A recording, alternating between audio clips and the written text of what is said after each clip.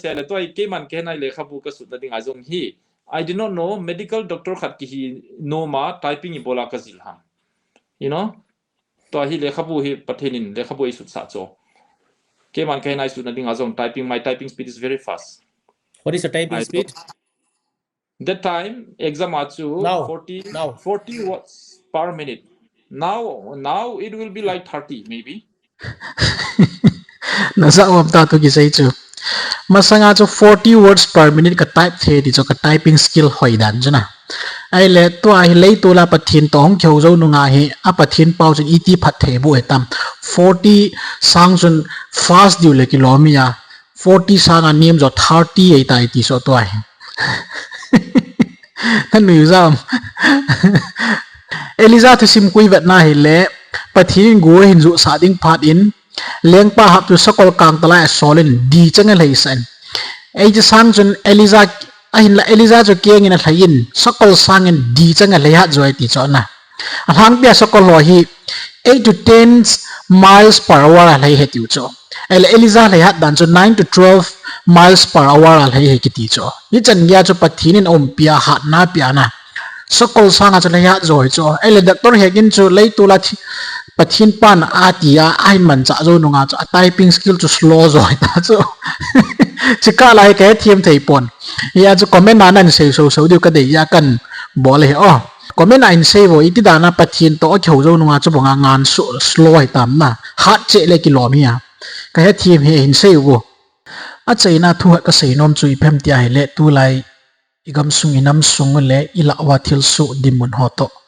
kalunga ki vei khat omin nếu khát kalungial le kamudan le pathin thu a kamu chit dungzui dan khat share ka bor no men ngai ha sale jong mei the in din hiong le in ngai diwa pa kai mena ka team nom na hewe political thu ka sei ku pon nam khat khan tum na ding le ki khan tum na ding le ki muda tum na dinga thu thegu ka hi po in ai la ka hin sei gu chu pathin zo ibel na diu lampi nếu khat ga share ku nai ama sa Michael lamza thang thu phun ti dan khan a video kain sim pen chu in ngai su ke do ka ta sanin lamza thang thu se yong kai pon I politics situation yong sei ka hi po in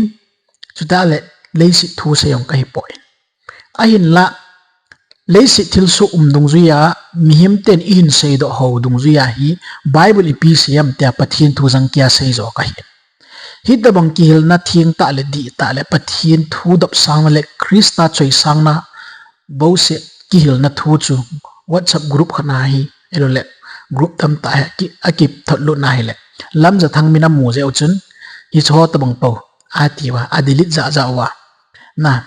minoi si ta bol cho ke jong pha loading ka het ta zen kan mo na thu ka sein group hong cho ka da tha za sai hi ta bang chu hi wa he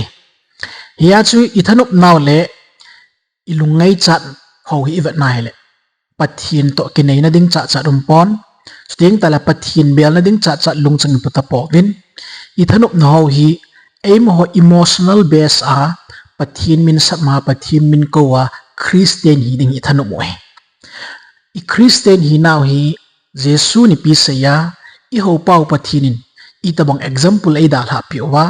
vanui salwa ding le vanui vet ton thei ding le mihim ten krista ke pan tu pha mu thei ding le hu ing na thu pha imachal sa theina diu cross thu pha vanui alu theina dinga ipiti hin ku imanwa christian lam izot diu hamti ngai tu go talovin emotional base a nam ngai lut na base in pathian zo hodi gu gam ta bin sting ta le e ho dei lo khana thu sei kha chu gaw sap kitani gaw samun tay tom kiti thei chani tom itai tomun zon tay thei chani zon tayun zoom mon thei chani zoom moni hawun be bahar discipline kiti mo mo hi koi machan kinai talawe I pau chang mo mo le yo chang mo mo ho hi ngai sei mo mo om tapon pathian thu long tam ta ka that jing ai le pathian thu ke that pa chu beta lowin hi chi 7 day pa jong hi ti in mu sit om ta ei ki hodim se ni hi tabang ta chu ikamu ike awa ilung hi iput gamai tan kei ki ho na imacha kaput na na macham pon a hin la mihim te in pathin thu ta zo ido dalova hit ta banga kam che pol ta le umzi nei lo ta le lunggel pi thing lo ta le chon sit ki hol be na ngan changa kam changi ke pau hi kanam mi te ho ta sa hian thagau hi jong le pathin to ki khanna lampi len ta su che jing hi ti ka sei do no me tuai dim mun hi pi je ham ka so pi te ho mimal tina chanu ki khul na ding phat pathin to i connection ki vet na ding phan he tuai phula nom na lungchang lungdo putna haters violence ki ti ho hi cho ta bang lungchang put ki ti hin vanu ya cham na jong su lo ding pathin to jong ki nei na su lo hil de he hi ta bang lungchang pute chu ti ni ti ong le pathin to ki nai him thei lo ding ai krista ki pan to phalam pi to ki tu thei him lo di ya chu pathin thu ta i do dal dan pathin thu ta sei ho i ma chai mu lo dan i mu sit dan ho hi malaya pathin nam mi te izir cha ten thim gau yo si ne thawa pathin a modinga ke pan to pa in sol pi ding yo si ane not mong wa ane nui sat utabang hi di christian hi ding ide yun jesu nung zui ta ta ding bible i pi sei ta ta mong hinam ti koi man ide po win hobung chi pi le ta san sa ho chi pi na mai to ke to ding jesu nung zui inom win bible i pi sem ti khul nom le henoma gil ta hagau gil kin dang cha mi mom po nei cross mi ngai dam na kitchen ta mu chin mo mo nga christian lam zo akyum nom pon cross thu go ta sanding pathin min ta sanding a hi wanga mi yong muda ding to jong tha ding hi chui long put no chu tunin christian di ta lungchang pu lew han hi tan din mun hi pha lo diu hi ti kitchen ta kam mu veng beng ai ya chu pathin bel hi ti we ti atm chanala ka ha sei thu pi pen le pathin bel na ding lampi pathin thu ta chu hi chanala ki phong jing ai tunin pathin he su ke yun ai la alam pi di ta mi tam ta hello kyum he hi chu he tu ne atm chanala ki bui pi jing hi koi ma mu sit koi ma sei sit phung le chang ka ki khantal na elo le zat dang nam dang ki khandal na ding thu ging poi hi chain cross thu pha pathin zala mizo sin hin lampi mu thein pathin tu ta bo ki phun nai hi chu e tu na ki chi pi chu a hin la hi chu do dal mi him tam jingin thin do dal i na pau zo hi i ham sit na diu le pathin tu ki khan ngam hlat na diu ti kam mu ja ka pu na he ye jun tu ni hin ka so pi ti ho ki gel pha hi ti we ti hi tu nya puna ta ka tim na hi we ka gam lun kun le nam khat vai khat ki do ding a hi pathin thona sei sai lo ham hi chmun la chu epg ajuda iskarot bunga chon si sublit toy pangut diu ham pathin mi te ikinu chu chitin nam tin phung tin pau tang gospel ke pan to pha vanui chamna phun na ding le hi chi chu abul hin thailo je le api hin thailo ja chu ta salam ngana hi na lungai cha su bulit ningut wa hi chun kina ke bo na kilang khian ke bung khan ke tha ke mat hi tu ho hi i christian lungchang lo sio lo dem ta chu ikena pio jang christian hi e ho jang christian ki hi ai wanga christian le christian ka chu ki do na ta le i pi mining ham chi ka so pi te ho ya chu mimal tina hi i lagaw hin khodi ki gyal pha noi tai na pathian ta san na chu mi dang na hin copy thei poi ya chu so pi le naw te ho i ta san naw e ma chin ki vet phat tai ti we pa kai hung ba ding hi ka sei do no me pathian thu ta do nam mi te chu i ti jong le thei him lo he ti ka sei do no mai e pa kai ngei lut na thu sei ho cham na thu sei ho cross thu pha zala vanui pumpi hu na thu seya athu hang sam ho na ki tha ki mat ki na le ki tai tom na ki bung khan na ki lang khin na phung le chang ka ki khan no ho pathi min sudam hi ti we iti ai le vomingol pa nam ngai lo pa ei ki ti na hi ta bang mi ho la chu ka so pi de i ti ni ti yong la na ilung changu chu galet tul dei mi hi win ki tha ki mat dei mi hi win hi chin ta bang i deu chu pathi ni la wa hlun sa jing ne ti ka sei do no me chu si kalwala i la wa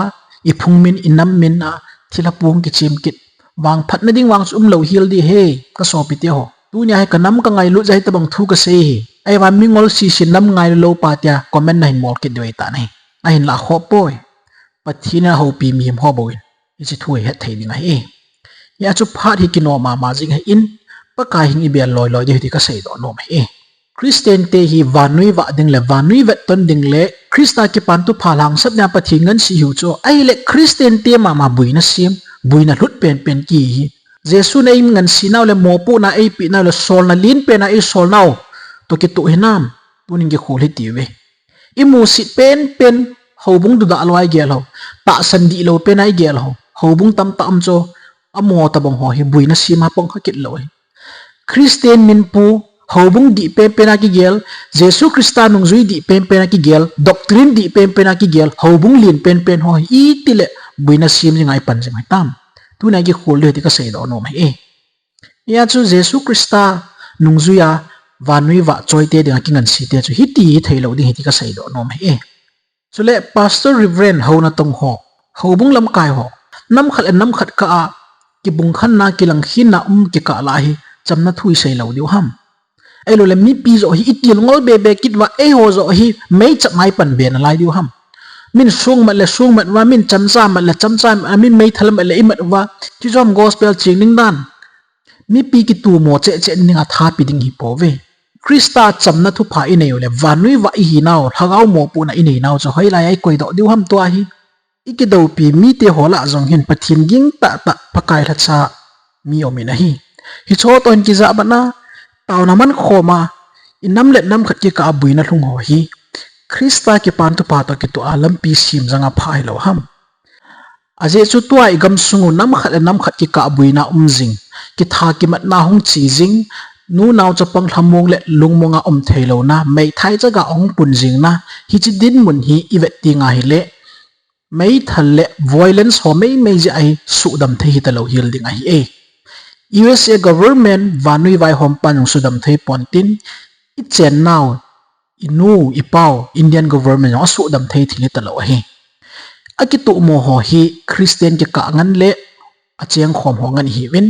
hi chila achu hingjing pathin hote chun Krista ngai dam le ngai lut na thu pha chu alang tu gela I het chinwa ki mu thim na inei ting ta lew hi chia chu chamna le lungmo na hung mentin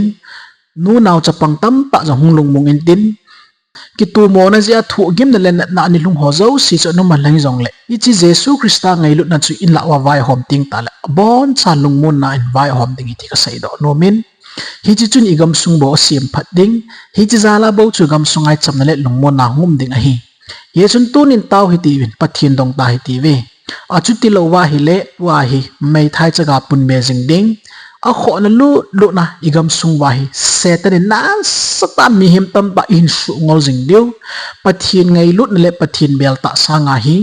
iti sano a cho thowa ki phula nom na tul thana ngani gamu an loading hi cha zu gan theina igel pha lo be u sa chom kho si che ong long be na lai ding hi tunin pathin dong hi ti we ti ka tip na nom ni hi wa he ke sanga pi ling jong ani hi wa ke sanga thilmu sau thei tam ta I mo he tuni in pathin in ngan sinaw I mo pu naw hi ipilam panga I bolwa pha ham ti hi taw pum dil sun pathin dong hi ti we ti ka tip na nom ni hi wa mi pi hoi hagau thwai ti lungmon nai pi wa ngai dam nei zo lo te jong Krista jala ngai dam na nei zo theli ninga lampi piti hol du ham tunin ki kholi ti ve ichi dinga cho pathin in kel ngui chingai pan sa oi lo ham thi san su dinga mi til ding hello galle tul bol be dinga mi til di ki hello pathin in mo pu na e pi chu Krista jala cross phung bela chitin nam tim pau tang zo si hi ule naw khat hi ve phung khat hi ve Krista jala anam lan anam thi I su ke ti hi tu nyai phot chin ning wangam lut ding te lampi pum khat na pa chu ki chin ta ko mu the ngai hi chu he tu nya pathin mo pu na e pi naw mu nal jeng zunga hallelujah amen tin mei ding le mi him te nui mei dinga preaching mo bo phai ta poi pathin thu ta gil ta chu tu nyai phun do a mi him lung chang ne thei ding le mi him te sung gila ki phut lut thei dinga hin na thu ta chu khum pi pha nei tai ti ka sei do no mai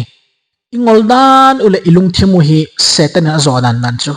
Krista jala chamna thu phai seya Krista jala ki ngai lut na ding le ngai dam na thu phai choya iseya hi le nam ngai lu na hi poi mingol na hi bawe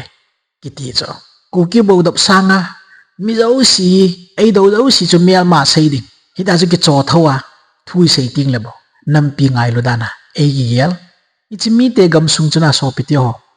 gal le tul umom jing ding chamna ki ti mom lo ding a kho na le chei na ting le kil jong thadi chui gam su kil hung thadi cho pathin thua hen lang ta sa yong la ki hung la di cho hi ti pe wai le ei mi te di cho ve tang phai sunga society ading ami hi thei pen lo si in chen ki cha hi cho ele tua hi chong chu hun kit nai lo tua in le lo ki hal in le lo nei lo pun be mei thai jaga pun be be dinga yum kit u chu tunin hoi tang ki khul ta hi ti ve hi nge kapunai in le lo nei lo ga le tu la jam pu na o me ka so pi ti ho ai la tu nai building lom pen le ki ngai na ding lom pen pathin ko mai solution khat chut be na ding khat chut pha na ding na ei ma lung thang tom na mana pau na a pathin zo la pathin e holung gel bonga na ain to dinga ta wut lo di hi pakai ipi hitam tia ki pi la ding na in sunga na tam ta hlung ding mial maten mui si ta tha na in let lo ki hala ki nge ngai dam zo thelo na lung chang tam ta na pu na ding ai an la tunin hi ti pum chun pathin lung chang dei ta chui pem ti hi ani thum po ka so pe dio pathin lampian gon de ti ka sei do no me hi che bo chu inam piu sim phat naw mi ding ai christian hi naw hi ho in sung ka mai ma ki chai sa ding ai boy pakai jesu christa in kong wa ding hi je kong kun ting le chun wani pum pi bui ding ai ati sai hi chela achu abuinal apang kha a pakai hung na ding lam tu man lawa nu mai lung thim bai ho mi nga ho banga ki gut na nei lo ho i kha lo na diwin tunin ching thei ti win pathin be loi ti ve chi le nam ke ka a lung do na puzo sile git lo na puzo sile ki bung khan ki lang khin na puyo si van gam lut lo hil ding a he ti tu na ka sei do no me e galet tul ji a na sopi no ona naw thia gim nei ta ki thana lung leng bai ta le pun ta le thang tom tan khuna manai le tunin hi chi ka sei nga in ka sopi 1994 livel in Rwanda ga ma hin tu khanga dinga genocide gim nei pen ki tha tu na gim nei pen ani su he Hutus mi ki ti hole tutus mi ki ti ho ka hin ki sa tu na gim nei ta ni hlungin thako sung ke ka mai me ai mi him lak som ni thi he ka sopi do ngai tu win lak som ni chu mai thala thi ta chamza ma kya an li ta alu ki tan alol ki at tan ki tia chu na no mai chapang khan lo hila ki tha tu na thang hui ta chu thil su hi e ki tha tu na ni gim nei dan anan sat dan chu mi thilong ho hi lampi la dunga asit thu wa gari tol na ding cha jong ong lo gari na tola hi le mi thi chunga chu hlei di hi na ki tabang ta chu gari chang hlei na ding lo ke nga yong chut na ding cha jong ong lo liu hi chi thilong ho cha ki sit thu mai le din lup chang pha ui cha hon ane awa awan ta la vadung la pei thang wa mi thilong in vadung ho chu a block a vadung tu yong long so sa thilo a hi chan nia chu thi na thang hui ta hi Rwanda gam ki dia chu ni lunga hi hi chi tu sim la hin nu pi khat tu sim adel selfu ki ti tu sim ka sai no men ama nu hi 7 day adventist in sung mi jong ani hi in aji pa jong hi adventist pastor lo pi ta khat hi na hi tu nunga manu hina atu simen hin sei na chu hi tin na sei hitia mi that te ho mel mo ho chu ke hom na lang hung nai tul ta ve ti thu ka sa phat win ke to mi som li la nga zen to hi di chun ka za mo win ka kom vel wa catholic church basement sung khana ka ki selo he ti chu hi chu ka ki sel naw mo na chun mel mo hoin e hung hol do ta win e hung hol do wa chu anaki sel mi chu mi som gup lang kan hi ta ve ti chu hi chu na mon jong dep ngai lo win ami ho chu chamcha chun ain sat chap jing win a pet in mi som li la nga thi pe jing ati ti san mai san a khut ki tan a lol ki tan sun li peng chui cha ki hana ke yong hi che pet ta chu ka ji pai ka ngong ko ya ko me heti cho ai la kining chang lo ta in gul hang chapang kum som ni la ko vel hi ding a hi ama chun ka ji pa lu chang chu phal ni hin so jing eti ke ni hong ki soin ati san zo si chu ka mai le ka ti chung pom ya long jing eti chu bonga ka ki cha na ka pen jinga ka ji pa ka vet jing lai tan hi chu gul hang chun ka lu chang hi ain sat kit tan ka lu chang a sa zo chun ka khut a sat in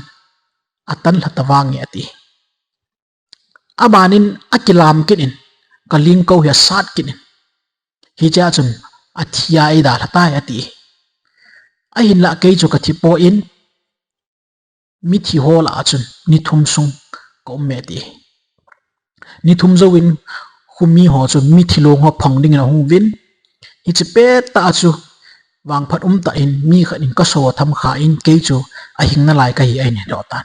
ei zan gang chaluvin hospital ai lut ve ti phat so pita gi zanin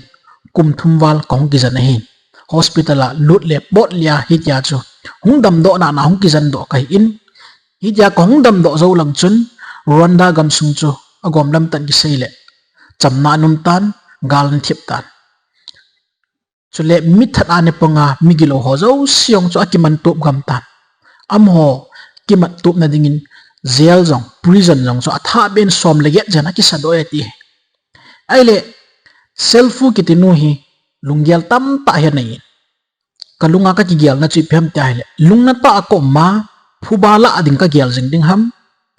iphem ka ngai tu ding hi ti in tau pum ka ki ngai tu eti chu ye chun ka zipa thi na hi mo se a hi lo na ding lungyal ka ngai tu in ka zipa in abol nom den adei pen ninga ka het mi that hola hi Krista ngai lut na thu pha sei phong ding ti hi kalunga hum tan hi chi dinga chu pan kala ding a hi tia hi amai thulu na ai nei ta nei ye chun mi that ho koi naw sung kula chun a phat sin a chi ji in ministry na bolin pathin thu sin dapa sa ting lo blanket a pi in a gil kil ting lo ne le cha ho ne the ho pi ji in hi dia cha kham khama angai cha dong jiwa na ne to a pathin thu ngai cha ting le bible study pi a taw ra ngai cho taw na man pi a mi that ho la chi tia chu pan kala hi ati ai le hita bang ta phat sot ta ma ka hin to zo lai chun ni khat hi gul hang cha pang khat chu ka keng khubul ai ong bo khumin ka keng to chop bin abanin e hin beto bin henu ne hen am tin e hin dong ta nei ai le che pet ta chun hi chi cha pang khang dong pa hi ka ji pa that pa alu ke ni suwa ke lu chang long sat ke a ka khu jong sa na ka lin ko jong sa na na thu gim na sta e pi pa cho hi ti chu ki chen tan ka hetan alima melong ki mu da be han lang kinung het da be han lang ti chu kan ge la hin ai lai chu sung kulam lam chu kan het lo he ti amma jan nat gim gan the ka thu na chu kanung gel doin alima lim jong ki mu da be han lang ke he mil dil le ti chu kalunga ka gel he ti ai wang hi che pet ta chung gul hang pu chin pian sem he no nei ngai dam thei ding hinam nei ngai dam thei ding hinam ai hin ti nei ka ji pa man lang hin le ama jong he angai dam ding chu ting ta le ngai lut na nei ta bol hi ti ki chin tan khe tan kin jong hi chi pa chu ko ngong koi jin ka ngai dam ding a hi tin ka sei ta ati he jo chun lhako sung ta bang hi zel sunga chuna ki va pin man ta le bible study ho pizin hi dia chun na to ngai nya to ai le pha cham khat zo bin ama pan jong bible study anei na konin pin tha na hin in pathin tu ta chan ki san tan hi dia chu pathin ho bung bel la ding in kitip na nei in zel sungkulam khompi mithat ho zo si anga ding don achon si na phungin Krista ngai dam na le ke pan thu pha chan na pen amu chin ta in hi tia chu baptai sang ding in thulu ai nei tai ati hi chi zo lang pha cham ha ki chai zo lang hi chi gu lang pa hi thu mat na ki ti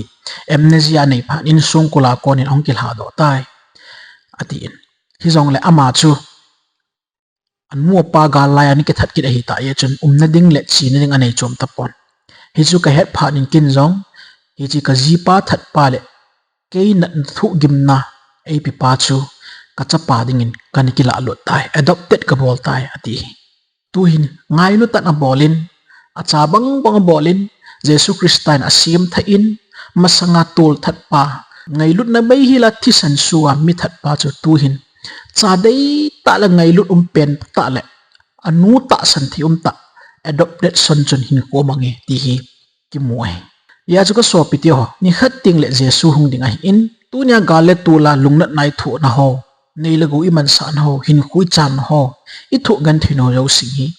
pa kai jana bon cha su bai ding ai hi chi ni khu jesu christa hung ting le chun i thu gim naw zo si abona athona ki le ta lo ding thilui chang si mang su in tin bai su in tin hi chi no pi no in hi chang ya ngai lut na nei na anei zo na je pen ta jong chu tu nya hu hing pu hung kit ding kinep na anei je chu hi na hi pathinin di chi no pi no lung thim cho ki khel sa alung na na zo sia la manga athu na zo sia la mong pi thele ka so pi tu nya jong pathin nang na lung na thu gim na lai na thang tom na zo sia bon cha pathin la manga hi chinu pi nu bangai nain khwa thil kidang lo pita Krista ngai lut nan na to thai ding hi ti kata se na hi tunin kinung hai ti win cross lam ve hi ti win pakai mi ngai dam na ve hi ti win chunglama Krista tha thil bol theinel ami kho sa na ve hi ti win mai lama Jesu Krista to ikimu tu thei kit na diwa ei do dal theu ei subui thei jo sio kon ki veng lo hi ti win lei si na thil zo si hinang le kya dinga tu da ding ima cham po in ngai lut dan ding ima cham po in ikipu dan thei di ima cham po in Jesu Krista bo chun tu ni hin tinga hi ti we tu na hinang le ke zong pakaya ko na bo hung thei ngai dam na ta ha ta pen chun nei nge na tia hi le na dei tun tu na thum tun ta pathin tu nai na pi ding hi ye chun pathinang swa ki pil hai ti win hi ching ngai lut na Krista tha thil bol thei na chun inam sung igam sung a cham na le lungmo na lun sa ding hi tunin koi ma chan he thim lo mai the hi ai la pathin le nang ki ka su tu nya hi chi het thim nam ting ta la vanui le si zo di hi ka sai do no mai ya chu tu nya hi chi inam dam na ding I hobung dam na ding imi mala ilagaw dam na ding zat le nam ki ka dam na ding igam sung dam na ding hi ti he in pakaya nga ki pil hai ti